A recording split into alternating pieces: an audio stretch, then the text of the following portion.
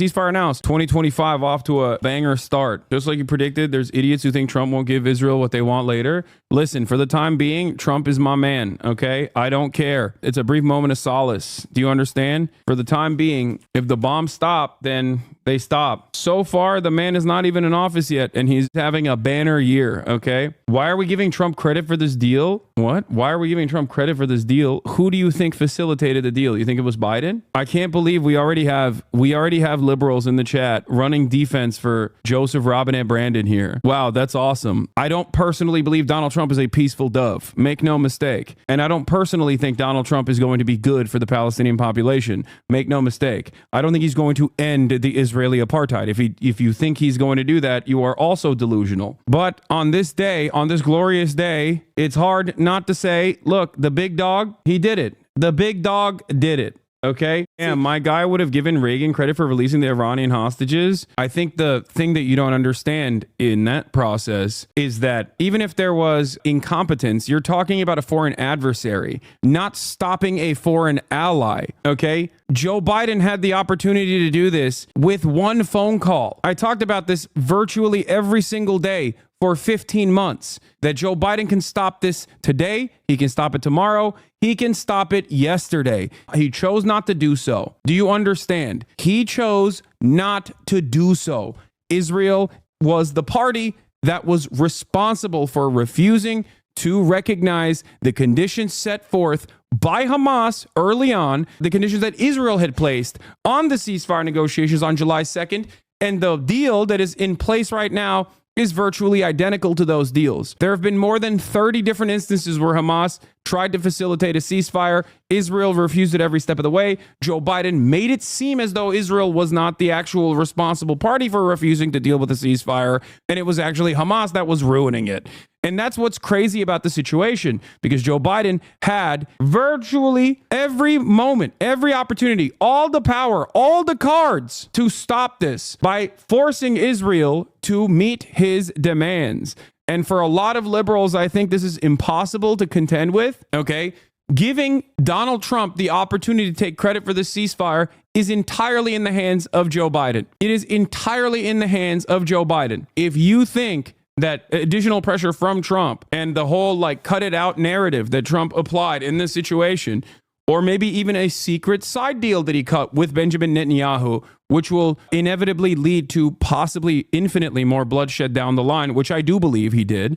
Okay. But if you think that Donald Trump was not the mover and shaker in this circumstance, and it was Biden, and he just simply couldn't facilitate this for 15 whole months and was able to do so in the last second, you're out of your mind. Here it is. A diplomat briefed on the ceasefire negotiations between Israel and Hamas credited progress in the talks in part to the influence of President-elect Donald Trump, saying it was the first time there has been real pressure on the Israeli side to accept a deal. Who was ruining the deal? Who was refusing to abide by the deal? Was it Hamas? Was there more pressure necessary on Hamas? Was that the case, chatters? Did you learn nothing from my coverage for the past 15 months on this? You didn't hear anything? You just went la la la la, can't hear you? No, Biden kept lying over and over again. Anthony Blinken kept lying over and over again throughout the entire process. There are numerous instances where I continuously showed you over and over again that Anthony Blinken would go on tour and openly state that it was actually Hamas that was the spoiler of the deal. It was actually not Israel that was the spoiler of the deal. It was Hamas, when we could see with our own two eyes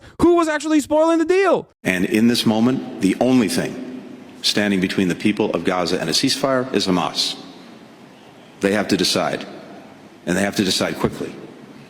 So we're looking to that, and I'm hopeful that they will make the right decision, and we can have a fundamental change in the dynamic.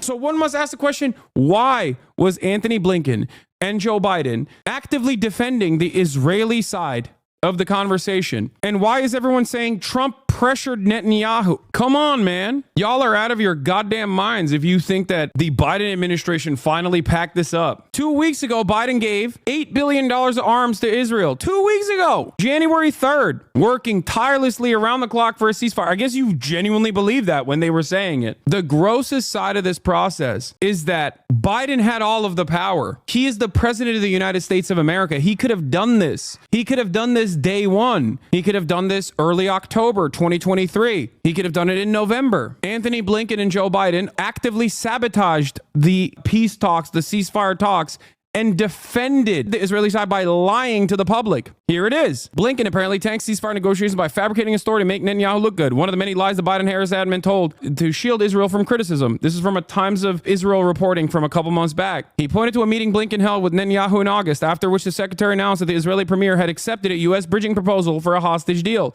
The Arab official, along with a member of Israel's negotiation team, told the Times of Israel that this was empathetically not what had unfolded in the meeting, and that Blinken's comments had thrown a major wrench in that round of talks, which ultimately fell apart. How many times do I have to show you the receipts? I mean, I was there. I was covering it in real time. Oh, yeah, this was a funny tweet from Ryan. If Democrats knew that losing the election might lead to a ceasefire in Gaza, they'd have fought harder to win. Credit where credit is due, okay? Teflon Don, he did it. The mad lad. He did it with a goddamn real estate developer he golfs with, too. That is how much power America has over Israel and not vice versa, okay?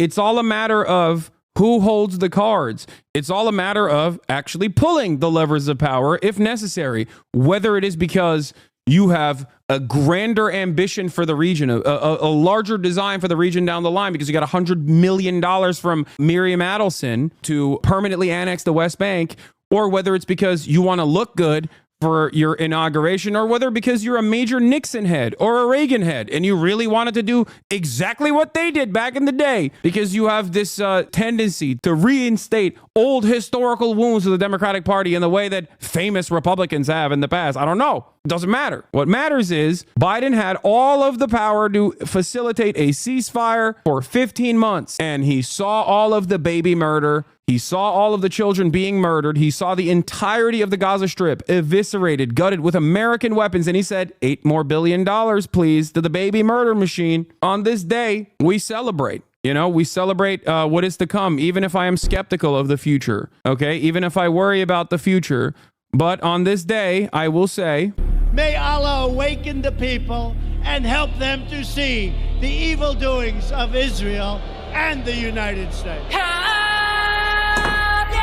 He woke up one day and said, you know, Allah is awakening the people. You look like the median voter right now. I am. I'm the median voter currently in this moment. In this moment, I've been the closest to a median voter as I ever have been. Okay. Really in your face for the ceasefire to take effect on January 19th, Biden's last full day in office. His administration will have maintained its commitment to Israel's genocidal war on Palestine until the very end. How about when Trump sanctions the ICC into the ground to protect Netanyahu? You're still going to sing his praises? If you think that I think Trump is in any way, shape, or form pro-Palestine, you are out of your mind. Okay. I like that everyone's position immediately in this instance is to act like the Democrats haven't been doing that already under Democratic leadership. What are you talking about? The Democrats have, alongside the Republican Party, already started the process.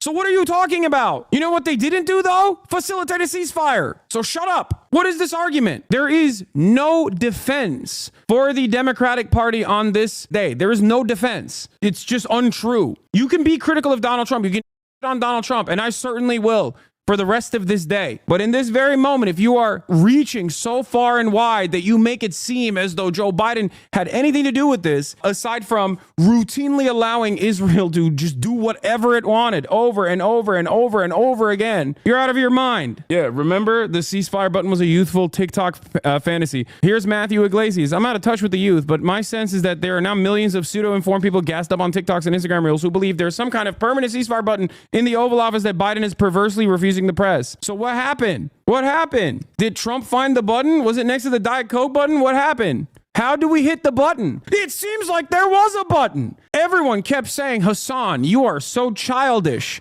You are so childish for making it seem as though this is just a simple phone call away. A ceasefire is a simple phone call to Israel, okay? Not to Hamas. No applying pressure to Hamas. Like, Israel is genociding the Gaza Strip. What more pressure can you do than genociding an entire area where 2 million people once lived? That's it. You've maxed out on the pressure. Ridiculous. By the way, make no mistake, if Trump is also able to overturn the TikTok ban too, oh my God, dude. Trump is going to give the Republican Party the Reagan advantage for generations to come, okay? And there is no liberal counter. There is no institutional counter to any of this stuff. He's just taking advantage of the ginormous failures, the patently and roundly panned awful decision making of the Democratic Party to make himself look good. The button was Bibi's candidate of choice for winning. You're out of your mind, dude. Benjamin Netanyahu has no say in this process, okay?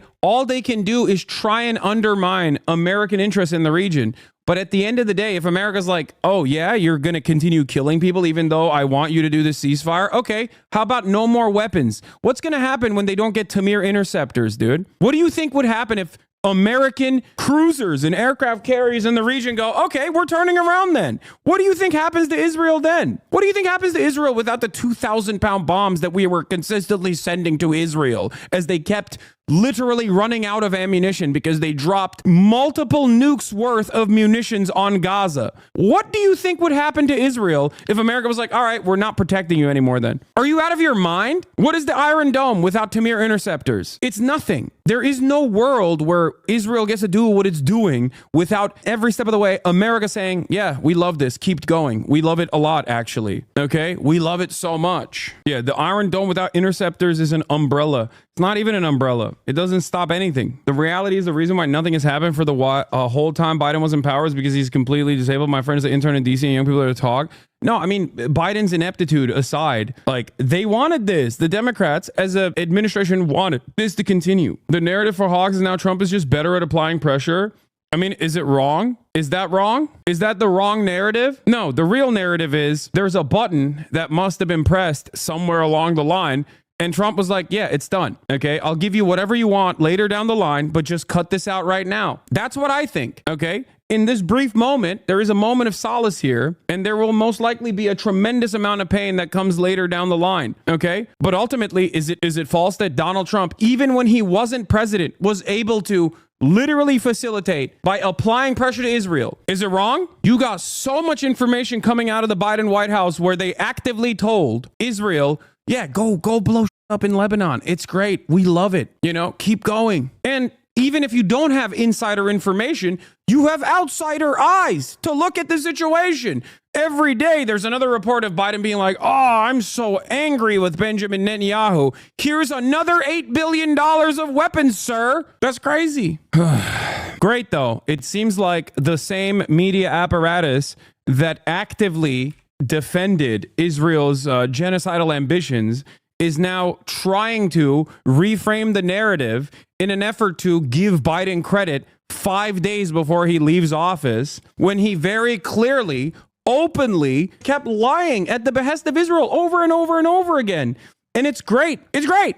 You want to know why? Because people already don't trust mainstream media. Now they're going to go, what the are you talking about? We have eyes, we have ears, we have a brain. I can see what Biden did for the past 15 months. Do you think Trump gets credit? I mean, Trump is going to get credit regardless. He's going to get credit from obviously every single outlet on the right. That's number one. This is a credit-worthy moment, okay? And last but not least, for many people that have noticed what is going on, many people that are aware of what's happening, people are going to despise Biden for coming out and saying like, no, we did this. We finally did this, Jack. Okay? Ridiculous. Ridiculous narrative. Shocking. Now, it's not fully done anyway. Netanyahu says the Hamas folded on the dispute over the Philadelphia corridor, but as the several items in the framework have yet to be finalized, we hope the details will be finalized tonight.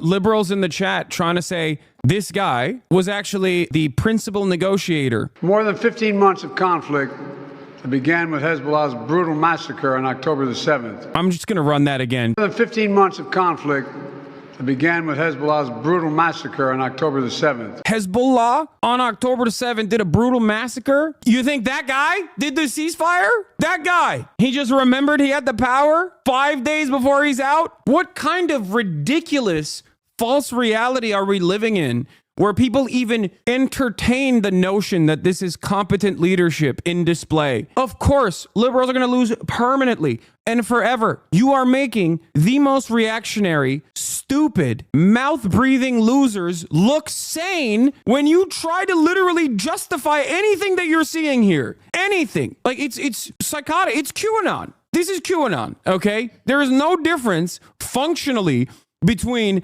trying to say Biden is a competent leader and he really tried really, really hard to facilitate a ceasefire, even though all evidence points to the direct contrary. Okay. And he finally did it 5 days before his administration ended. The foreign policy genius, like, running with that narrative is unironically no different than QAnon, being a QAnon supporter. He also said he spoke to the Emir of Kuwait to thank him for the ceasefire deal when he was, oh God, it was the Emir of Qatar. Oh my God. He doesn't have a PhD in foreign policy, chat. He's just that good. Miller says the ceasefire was conceived by this administration, and admin officials traveled the world to garner support for. Miller says this proposal dates to late May, and Biden went around the world getting support for it, which left Hamas isolated and alone. In fact, Hamas accepted the terms in May and again in July. They're still lying about it. That's what's crazy. Like, this is Hamas's proposal from May, and they're still actively lying to defend Israel after Benjamin Netanyahu Joe Biden. Okay? Think about that. Even if you don't think Trump applied pressure, Benjamin Netanyahu actively over Joe Biden. Okay? Actively. He was like, yeah, I'm not going to play ball. I'm not going to play ball. I'm not going to play ball at all. Okay? And they're still defending Israel to the last second of power. That is crazy. State Department briefing. The first since mid-December just started. Matt Miller is excitedly talking about normalizing relations with Saudi Arabia since there's now a ceasefire. So it wasn't Biden then, but mainly Netanyahu. Oh my God. Oh my God. Oh my God. Oh my God. Of course it was Biden. Biden holds all the cards. Biden controls the levers of power. We are the American government. Okay, what are you saying? Biden's incompetence in this process doesn't change the dynamic, doesn't change the power that he has, doesn't change that, like, the people in his inner circle actively wanted this to happen. Okay, actively wanted this genocide to continue. That's it. That's it. Biden loves genocide. Make no mistake. He loved it. Okay, he loved every moment of it. And luckily for him, it is going to continue until the last day that he's in office. The Democrats alongside Biden also loved it. Okay, they did. Seemingly they did. They didn't do enough about it. They didn't do anything about it. They applied zero pressure. There were a couple Democrats who did, and that's it. And they were cast aside. Ridiculous. Ridiculous. If you expect me to just sit here and lie to you and act like Biden actually did this last-ditch effort to finally press the Netanyahu government, that's ridiculous. It's not going to, you want me to lie to you. You know what I mean? You want me to actively lie to you to feel better. Okay. I get it. I hate Donald Trump. So I understand why in this very moment you're like, well, still, maybe it wasn't. Why are you giving credit to Trump? It's like giving credit to Reagan. It's like, what are you doing? Why are you giving credit to Trump? He cut a side deal with Benjamin Netanyahu. Okay, whose fault is it that the genocide continued in that process? Who's doubly at fault here for allowing this to be an election-defeating issue? It's Biden. It's Biden and the rest of the Democratic Party and those in positions of power who had every opportunity to stop what was going on, even when it was electorally beneficial, even when it was the moral thing to do, even when it was the right thing to do, and they chose not to do it. Make no mistake. There's no way out of this situation logically. Like, think about it logically.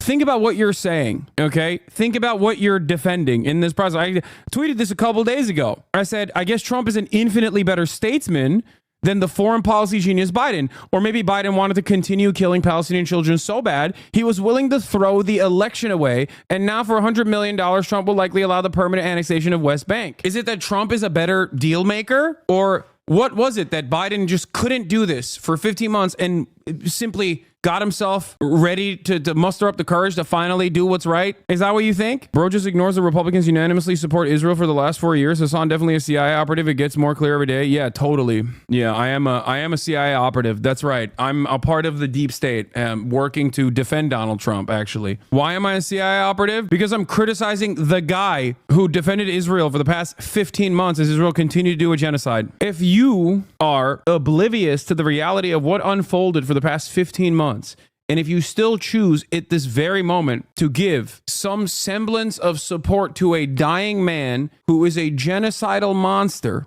Joe Biden, as though he had any say in this process whatsoever, you will forever be blinded to the truth. You will always find yourself going, I wonder how I got things so wrong. And it's not like this was unexpected. This is something that I told you was going to happen over and over again. Trump's greater ambitions for allowing Israel to absolutely destroy the West Bank and permanently annex it will most likely unfold later down the line. But they need a moment of respite, Israel, to rearm, resupply, try to rebuild the PR disaster of 15 months of genocide. Trump will offer them all of the assurances, all of the security, endless contracts, and that is something that I'm very fearful of. They've attacked Jenin already today. They haven't stopped attacking Jenin. They haven't stopped attacking the West Bank. And they're most likely going to do a much larger push down the line when they have the actual capacity to do so. They got their pushed in Lebanon.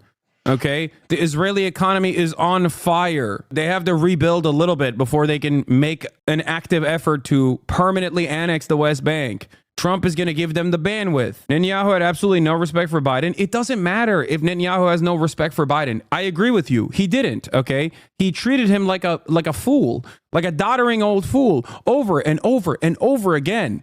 But guess what? Biden had the power every single day of the week. Biden had the power on October 8th to stop Israel. You understand that? None of the death and destruction would have taken place if Biden made a phone call and said, cut it out. He stopped it in 2021 with one singular phone call, as many presidents in the past have done so. This is the thing that is very frustrating to me, okay? Israel is a violent apartheid regime that is a settler colonial enterprise benefits America's interests in the region. That much is true, which is why Israel gets a lot of bandwidth in doing whatever it wants, and even sometimes actually undermining the American intelligence community, spying on Americans, spying on American diplomats, things of that nature. That's because there is a larger agenda there, okay? But a lot of people, I think, fall into this silly way of thinking where they think like, oh, well, Israel owns America. Like, no, Israel doesn't own America. America owns Israel. Israel is our weapon. Israel is our shield. Israel is our settler colony. We took it over from the British, and it's been ours in perpetuity, okay? The British started the process, and we took it over, and it's been ours. It's the 51st state for a reason. So the idea that like Biden was being made fun of and being bullied by Netanyahu and thinking that has any sort of play here, aside from reasserting the idiotic nature of Joseph Robinette Brandon, is so silly, is so stupid. It's false. It's false thinking. It's just in statement from the mediators. Oh, from 2 minutes ago. Okay, I'm gonna have Jeremy Scale on in a second to talk about this stuff. Hold on. All right, I'm gonna call Jeremy now. Ladies and gentlemen, investigative reporter Jeremy Scale of Drop Site News, formerly of The Intercept and many other places, is here with us right now, and we're gonna be talking about the events that unfolded earlier today, or that finalized earlier today, and what might happen down the line. Jeremy, thank you so much for your ongoing reporting on everything that has been happening. Thank you for your reports recently also, where you were talking to the firefighters. And I mean, like, it's such a treasure that we have you, man. Oh, thank you. I mean, I try my best. In any case, there is a breaking story coming out of Drop Site, as a matter of fact, from the mediators on the Gaza ceasefire from your institution.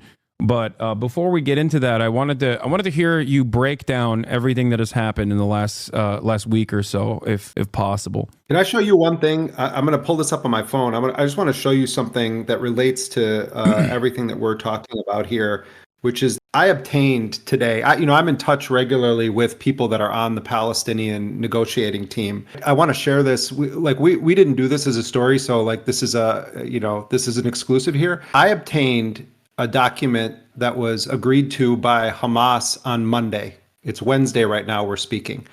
On Monday, I reported and others reported that Hamas had told the mediators from Qatar and Egypt that they accepted the ceasefire framework. And Tony Blinken and others kept saying the same lie that they've been repeating for many, many months, which is, oh, we're waiting on Hamas. So what I received, the actual signed and stamped document of the ceasefire agreement that now is public, with the signatures of each of Hamas's negotiators. You see there? Yeah. This was delivered to the mediators on Monday. Antony Blinken and other U.S. officials and Israeli officials continued up until hours ago to say, oh, we're waiting on Hamas, we're waiting on Hamas. This is what the Palestinians have been dealing with under Joe Biden for almost 16 months now, where there have been good faith efforts to try to engage in an exchange of captives. There are 10,000 plus Palestinians who are being held in Israeli prisons, jails, dungeons, more than 3,000 of them being held in this Orwellian administrative detention. And the negotiators who are working on behalf of the Palestinians, everyone says Hamas, but it's not just Hamas. There's multiple Palestinian factions that are involved with this. They agreed on Monday, and they actually put it in writing, stamped it, and they all signed it, all of their mediators. And Antony Blinken knew this because he was shown that document. And yet the lie continued to be promoted. This is concrete evidence, and there's other evidence, but this is a piece of concrete evidence in the thing that you and I are going to talk about right now, that over the past few days, what has actually happened is that the Israelis were trying to insert new conditions. The Israelis were refusing to provide actual maps of where they would withdraw their troops to. And the reasons the Palestinians wanted those maps is because when Israel doesn't do what they're supposed to, they want to be able to say this is a violation of the agreement. The Israelis want everything to be vague. So, I didn't mean to come in hot fire at you here, but it's I'm watching the commentary on this, and the notion that it's been, Hamas that has prevented a ceasefire is a lie. How many hopefully we're going to see a lot of living people come out of Gaza. There are children, the Bebas children. I hope as swiftly as possible that they are returned. They and their mother, are immediately released. How many Israelis have been killed, in Gaza as a result of this kind of lie factory when deals were on the table? We don't even know how many Palestinians have been killed. The Hamas numbers, it's more than 46,000. This is a dramatic undercount. Yeah. You were talking as I came on about wanting to go in there. One of the reasons the Israelis don't want, non-Palestinian journalists in there is because when they start telling those stories, then people are going to have to take it seriously. When it's our Palestinian colleagues who they're hunting and murdering and killing their family members also, it's like, oh, well, they're all Hamas. So I'm just giving you one example, for the community of people here that you hang out with every day. This is just one small thing from a not powerful journalist that if I can get this document and share it with you guys, why aren't other journalists doing their jobs? Why aren't they saying, no, actually, Antony Blinken is telling lies that are lethal lies? Yeah. You have direct access to some of these people. Obviously, you're not like a little journalist. You are a veteran in the field. But I'll take it one step further. I'm a random dumbass sitting at home in Los Angeles, California. And if I can see the immediate contradictions with what Antony Blinken has said over and over again, as Israel worked to immediately contradict Antony Blinken right after he kept saying, no, Israel actually is holding to this deal, but it's actually Hamas that's not holding to this deal. Not this last time around, mind you. But on numerous instances over the course of the past 15 months, why can't anyone in mainstream news also recognize that? Why do they lap up everything that the American State Department puts out as law, basically, as the utmost truth that you can arrive at? It has been endlessly frustrating. And I'll take it one step further. When you have the Trump administration coming in and possibly implementing ruthless autocratic approaches to media, press freedom, possibly going after political enemies, weaponizing the Department of Justice, all of this stuff, you need good journalism, and you need people to have a sense that mainstream outlets, legacy publishers, are actually committed to the truth, to, do what the fourth estate is supposedly designed to do. And yet, in an effort to continue defending the American State Department's objectives in this region, the grand design that the American Uniparty has over the Middle East as they gear up for a much larger conflict with China, they have consistently eroded what remains of the little confidence that people could have had. They've completely lost an entire generation of people that saw with their own two eyes exactly what was going on, and then would tune into the New York Times or tune into CNN or tune into MSNBC, CBS, and the like, and see something entirely different and go, how can I ever trust these people ever again? Yeah, I mean, and look already what's happening. The New York Times, I think it was yesterday, did this story about the Lancet study that showed that there was a dramatic undercounting of the deaths of Palestinians in Gaza. I mean, you've been saying this for a long time. I've been saying this for a long time. But this is indicative of the attempt that people are going to make to kind of clean up on aisle 12, where they've been facilitating, aiding, abetting this genocide, and watch it too in blue MAGA world, where it's going to be like, well, we always were. No, you weren't. You were part of this, and we did this story today also where, I don't have the number in front of me, but it's like 29%, of people that didn't vote said that the primary reason they didn't vote in the election, this is Ryan Grimm did this story, is because of Gaza. And look at how many people were telling us like, oh, that's not, this isn't the thing. And it's like, Harris has more important things on her plate, and she's working tirelessly. Come on. And now we've got this whole business about the Trump thing, where it's like, I'm sorry. Yes, it was because Trump. The Palestinian negotiators are telling me that also, that there were things that the Israelis were just flat out refusing. And when Trump's people came to town, the whole tune changed. We could talk all about what's going on, with Trump and speculate about it, but just on a realpolitik level, Trump used a power available to, and he's not even the real president yet, to an incoming president. What does that mean about Biden? Who was, we're not in control of Israel. Yeah. No, actually kind of you are, and Trump showed it. No, absolutely. In the interest of ass covering, I guess, one of the things that I wanted to show you here, I'm going to share my screen with you as well so you can see what I'm also looking at. This is from Zana, who showed the new report that came out of New York Times. Death toll in Gaza likely 40% higher than reported researchers say. And of course, 60 Minutes is coverage on the whistleblowers, the many different whistleblowers within the State Department as well that actively spoke out. And the 60 Minutes reporting on it that came months after. As you can see here, the New York Times saying that more than 64,000 Palestinians may have been killed by traumatic injury in the first 9 months of the war in Gaza, according to a new study. The peer-reviewed statistical analysis led by epidemiologists at the London School of Hygiene and Tropical Medicine used modeling in an effort to provide an objective third-party estimate of the casualties. It does strike me as odd for the New York Times to come out with this reporting so close to this to the finalization of the ceasefire agreements, and it almost contradicts the subtle ways and not so subtle ways in which they have undermined, I think, the number of casualties from Israel's offensive genocide in Gaza. Yeah, and I don't know how much you guys have. I wasn't watching. I was doing my own talking to people earlier, but I don't know how much you guys have gotten into the details of what's in this agreement. Have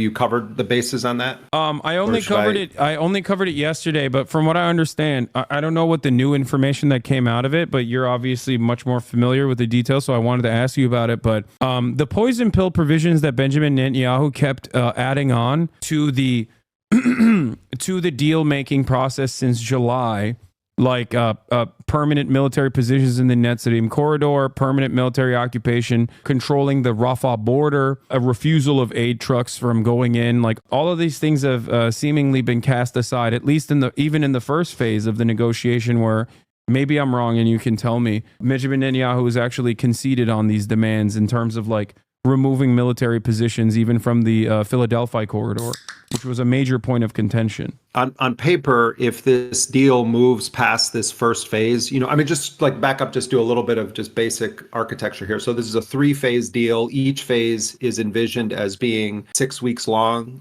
42 days. And in that first phase of the deal, you have 33 Israelis that fall under what they call the humanitarian category that are going to be released. It's on the first day, it's supposed to be 3 people. People are presuming it's going to be Kafir Bibas, Ariel Bibas, and their mother, these two kids. Kafir Bibas was 9 months old on October 7th when he was taken to Gaza. So those are supposed to be the first 3. And then they have a mathematical formula for how many Palestinians then are released. And among that group also is 5 female Israeli soldiers. And then for those, you have a different category of Palestinian prisoner. But at 50, the same time, right? Yeah, right, exactly. Yeah, 50 for each of the female IDF soldiers released. Right, for each of those.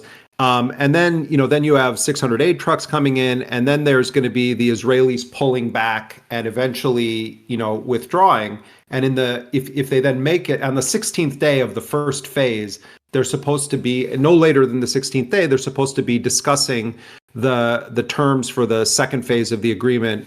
Technical details of how many Israelis are going to be released from Gaza, how many Palestinians are going to be released from Palestinian prisons and other facilities. But that second phase also has language in it that envisions a total withdrawal of Israeli forces from Gaza. In this first phase, they're going to be going into like a buffer zone. And there was a lot of disagreement over how many meters into Gaza. Gaza's a really small territory, relatively speaking. And so what the Israelis basically have carved out is kind of drawing a thick marker ring around Gaza where they can, where they're going to put their forces. And so there was a lot of discussion going up all the way to hours before this thing being announced on like literally how many meters are they going to be allowed to remain inside of Gaza. But on paper, this is full withdrawal and then envisions a permanent ceasefire. Part of what Netanyahu has been trying to sell to people, in his coalition and in Israel is that we're really just making a deal for phase one. And, and that, we're in the driver's seat here. And I think that they believe that they're going to be able to convince Trump that there's been a violation that allows them to basically just resume, really intensely attacking the people of Gaza.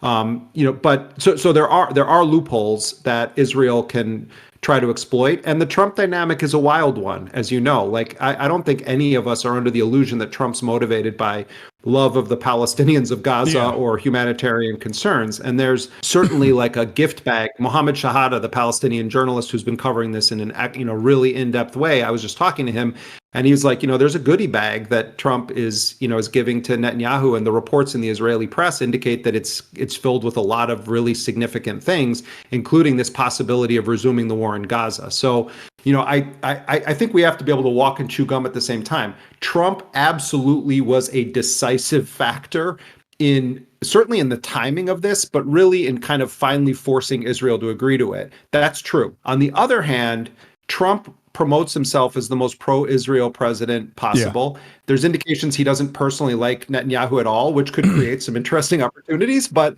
on a political level, I wouldn't be hanging any hopes that Trump somehow wants this thing entirely done. The one wild card here is, I don't think that Donald Trump necessarily wants the Middle East in flames. He's got all these other things he wants to do during this term as president.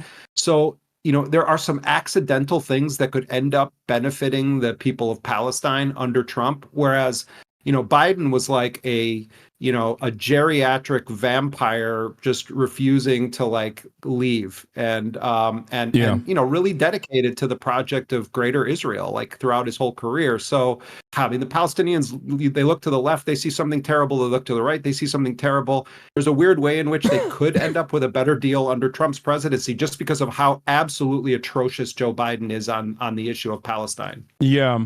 The other indicators that Donald Trump obviously is most likely cutting side deals with Benjamin Netanyahu that are not addressed in this at all, of course, stem from the reality that he might not like Benjamin Netanyahu, but he does like Miriam Adelson, or at least he likes $100 million that he got from Miriam Adelson. And previously, when he ran last time, he liked it from Sheldon, who is now dead. Totally. Look at the wackadoodle he's putting in charge of the embassy there. Mike Huckabee. Yeah, a complete evangelical Zionist rabid sociopath, worse than anything anyone could have ever imagined. A person who says Palestinians don't exist, and a person who refuses to call the West Bank, calls it Judea and Samaria. He's like a Itamar Ben-Gvir type in American power. It's the equivalent, basically. I totally understand that. And that's why, I've been trying to explain to people, because there's a lot of people in my chat that are saying, how dare you give Trump credit for this? I can't believe you're praising Donald Trump. Why is that controversial? No, but why,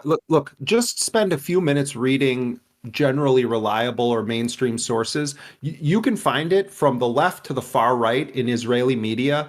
They know what some of those people seem to not want to accept, which is that whatever you think of Trump or why Trump did this, we would not be talking about a Sunday cessation of Israel's war happening had Trump not intervened. That's just a fact. Yeah. That's not praising Trump. That's just factual. Thank you. Exactly. And yeah, that's just the truth. What do you say to the fact that Trump didn't send a statesman at all, but just a real estate developer that he golfs with to talk to Benjamin Netanyahu? What do you feel about the Witkoff? This story is so surreal. You probably talked about this, but I'll just tell a brief version of it again that it's come out now in the Israeli media. Apparently last Friday, Steve Witkoff, who is a billionaire real estate tycoon, a Trump golf buddy, as you say, and who really looked like a deer caught in the headlights when Trump pulled him onto the stage in Mar-a-Lago, a week ago. But Witkoff has been there with Brett McGurk and Burns and, from the CIA and others, and they've been a part of this team because, Trump obviously is going to be president soon. And, Netanyahu was pulling the kind of stuff that he's pulled on Biden and company for, a year and a half. And so Witkoff, Trump's envoy, is in Doha, and he's meeting with the mediators, and he calls Israel and says, I'm coming tomorrow to meet with Netanyahu. And Netanyahu's people say, oh no, it's Shabbat. He can't come. It's the Sabbath. And Witkoff basically says, I don't care what day it is. He is going to meet me. Yeah. And, and Witkoff himself is also Jewish, and he said, he was like, yeah, it doesn't matter what day it is, I'm there. And by the way, like Netanyahu is some religious scholar or something. I mean, give me a break. The guy's receiving Cohiba cigars and jewelry. According to the new Alex Gibney movie, literally handed this stuff. No, so I think that was deliberate, is what I'm saying. I suspected that it's that is something so remarkably shady real estate developer type, where you're strong arming your opponent by humiliating them to just undermine them and tell them who's the real person in charge. And it feels also that disrespect, I feel is deliberate. It is, but also Anthony Blinken, none of these people take him seriously. He's just not taken seriously. It's just a fact. He's just a creature of the Washington blob. But Trump sends literally a golf buddy, and it reminds me a little bit in the Godfather films, Tom Hagen. When Tom Hagen would show up somewhere as the consigliere, it's you knew he was speaking for the Don. And I think that's part of what Trump does. It's he's not sending some career bureaucrat over there. He's sending an actual buddy of his, and that guy is not well versed in diplomacy, and he's just saying no, the president wants this done. And I think probably that really took the Israelis by surprise, with the caveat that this narrative in a way benefits Netanyahu, because he can Trump kind of force the hand, and they're going to get all of these other things out of it. Same thing with the sideshow of Ben Gvir and Smotrich, we're going to break up the government. That far right flank of Netanyahu is kind of good for his propaganda right now. He's kind of trying to have it all ways. So yes, I think there's a real thing that happened there that is serious, but part of this is all show, is show, and part of this is spin. So, take it all with a grain of salt, read all sources, but, there is no question. Palestinians recognize it. The Israelis recognize it.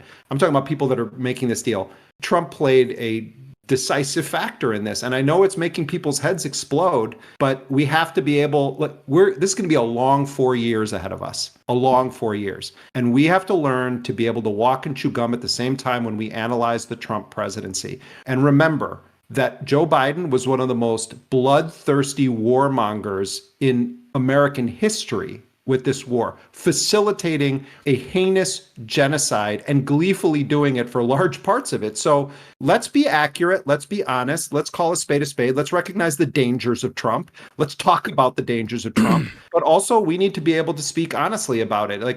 We have to tell the truth. Yeah, absolutely. Now comes a moment of speculation, because I know I've listened to some of the conversations that you had with Mohammed, and I agree with the assessment that was made in said conversations about what the future of Palestine looks like, whether there's been some whispers of a potential side deal, a side agreement that Donald Trump might have conducted with Benjamin Netanyahu in Mar-a-Lago. But also on top of that, there is this idea that the next 42 days will be of utmost importance. First and foremost, the next 4 days will be incredibly important, because Israel does have a tendency to escalate its bombing campaigns in the build-up to a ceasefire. They've always done this historically. They're doing it as we speak. And right they're now. doing it as, exactly. They're doing it right now as we are having this conversation. So every single Palestinian I've talked to that is in Gaza right now, I'm like, how are you feeling about this? Are you feeling joyous? Has said, I'm waiting for Sunday. Sunday cannot come soon enough, because every single person, no matter what age they are, is I will celebrate when it's Sunday, when the ceasefire is actually implemented. Because they all know that Israel's modus operandi in situations like this is to really escalate the bombing until the very last moment of the facilitation of ceasefire. But then after that, there is obviously 42 days of supposed peace. And in the aftermath of that, when phase one turns into phase two with like the troops leaving the region, the IOF, like leaving the Gaza Strip, that is where everyone is speculating that Benjamin Netanyahu will sully on the deal and will go back to business as usual. Could happen that way. Although once you get this kind of a framework in place, there will be different forms of challenges to Israel trying to do that.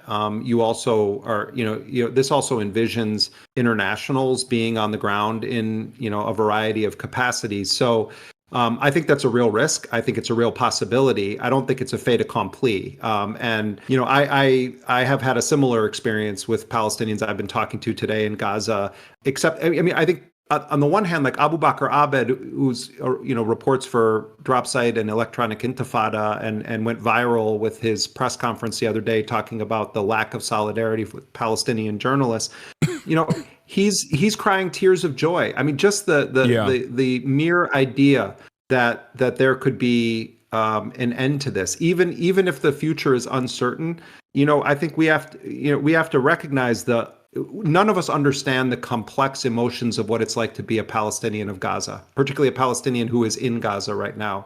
I mean, even Mohammed Shahada, who's not in Gaza right now, but is from Gaza, at the end of my conversation with him, he said, that as I look at all of this and I start to realize how many people from my own family are either killed or missing. So many of us, we talk to Palestinians, we ask them to tell us the facts, what's going on, give us analysis. My friend Layla Al-Aryan, the great journalist from Al Jazeera, her mother's family has lost 200 people. 200 members of their family have been killed in Gaza. And so, I think it is important for them to be able to celebrate this moment while recognizing that they are dealing with liars, warmongers who are intent on erasing their people from the world. And all of us, we cannot stop talking about Gaza. This is probably one of the most important moments for people to actually all be focused on it, because people are going to say, oh, well, this is resolved. It's not resolved. We're dealing with really dangerous people on the other side of this agreement that have a long history of violating these agreements. And, and that's where the bad parts of Trump come into play when it relates to Israel. Like, to what extent is he actually going to be willing to restrain Netanyahu? What deals has he already made? These are really, really relevant questions. Trump is dangerous on Israel. For sure he is dangerous. He's dangerous for the Palestinians. But he's the one that at least got this to stop for now when it comes to, American officials or American figures. I mean, what's your speculation as to what will happen in the next couple of days, though, if you don't mind me asking? Yeah. I mean, well, I think that there was an order issued. Israeli media is reporting this, that the Israeli forces are supposed to continue full spectrum, intense attacks right up to the moment that this thing officially kicks into effect. It's supposed to be on Sunday. I think that one dynamic here, when Israeli captives start to get released and we start to learn who's alive and who's dead, I think that there is going to be pressure felt from the Israelis to punish the Palestinians again, depending on who's living, who's dead, what's described about their conditions. So, we should pay close attention to this. And what will often be lost in this is those kinds of stories from the Palestinians have been in Israeli prisons, sexually abused, raped to physically death, abused, tortured, raped to death, had all sorts of sadistic experimentation happen on them. And I think that it is important that we also focus on those stories, the individual stories of Palestinians who come out of those prisons. We all watched what was happening in Syria. I mean, those first days when the Assad government was brought down and Syria is still very much up in the air, but just on a micro level, looking at what does it look like when the prison bars are broken down? What does it look like when people get free? And you see the emotion. And I think any human being seeing people released from dungeons, if you're a normal, caring human being, it pulls at your heart in a very real way. And it's like the Palestinians have been waiting 77 years to have those moments for their people that are are locked up in these Israeli prisons. And, we don't do enough work on telling the individual stories of the Palestinian hostages, of the Palestinians who've been snatched. In the Israeli media, they've done a very effective job. They tell the story. Every single Israeli who was taken captive, their stories have been told in films, in news segments, in articles. There's memorials, there's posters. There's more than 10,000 Palestinians. There's no posters for them. There's no stories being written about what's happened to them. I mean, look at the children who've lost limbs. There's no additional $250 million from a governing party in the interest of doing more propaganda to the West either on the Palestinian side, in the way that like the Israeli Knesset has offered additional budget allotments to doing just that, to Hasbara operations. And this obviously works effectively to humanize only Israelis in this process and actively undermine and dehumanize the Palestinian victims in the hands of Israel, despite, the numbers showing a far different reality than the one that is presented in mainstream news. I guess the last question I have for you, Jeremy, and thank you so much for spending time with us today,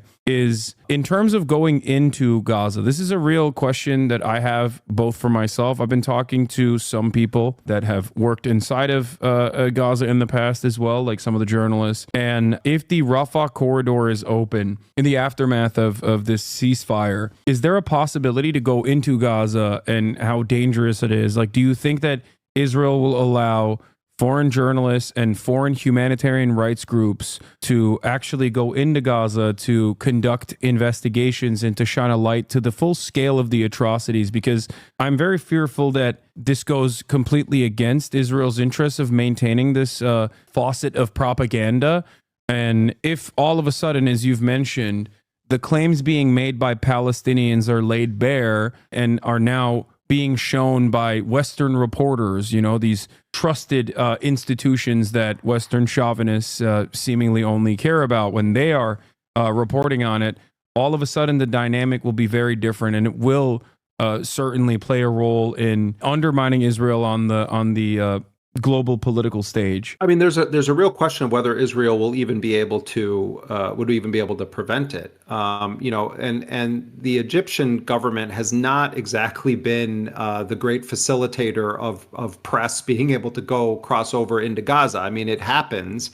It doesn't happen now, but it has happened in the past. But there's been a lot of struggle. And early on in the Gaza genocide, there was an attempt. Activist caravans went down, and the Egyptian government tried to stop them. And you've had journalists try to go down, and only a handful of non-Palestinian journalists have been able to make it in, usually, for a very brief moment of time. Like, I don't want to get into a whole side discussion about Clarissa Ward. Yeah, I was just talking about her earlier this morning. That was, to give her flowers on that one, that was actually a ballsy move that she pulled off. And I do respect her for that. I'm bringing it up because it's like, that's been the that's been thrown to the kind of broader press, is that like occasionally something like that has happened. But there's a real question of whether they're going to be able to stop it, because Egypt also is going to insist on its sovereignty in this equation. My guess is that that journalists are going to be able to get in. On the issue of safety, look, you're in an unstable environment where at any moment the Israelis could decide that there's been a quote unquote violation. But I think journalists have to try to go in, and I think journalists need to continue the pressure. And, to their credit, Western reporters have gone through a process of Israel where they filed litigation saying that this is, undemocratic and anti-press to not allow journalists to go in there. I think there's going to be a lot of Western journalists, of all stripes that are trying to get in there. It's like, I mean, if you're talking about yourself going in there, I think you have to trust local reporters and journalists and listen to them and take seriously their assessments. But that kind of work is always dangerous. This is not like you're going on, an organized field trip or something. Like this is this is real. This is serious, and the Israelis are very, very dangerous. So I think that we also at Dropsite we have to talk about how we're going to approach this. I mean, very, very early on, we were trying to get people in. When I was back at the Intercept, we had discussions about it. We've had discussions about it at Dropsite. We have great Palestinian colleagues that have done a remarkably heroic job covering this.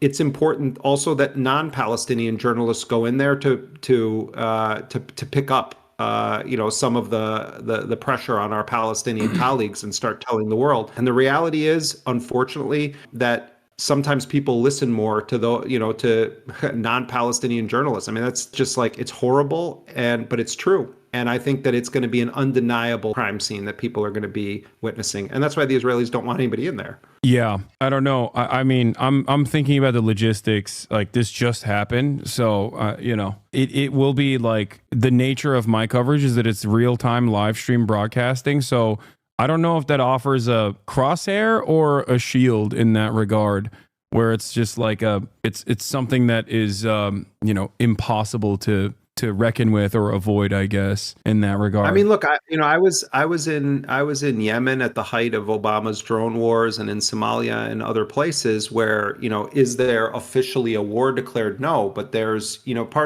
part of the nature of war. I mean, I think people who watch too many films think it's just like all the time. One of the most terrifying things about being in a war zone is that nothing ever happens in a predictable manner. You can think that, we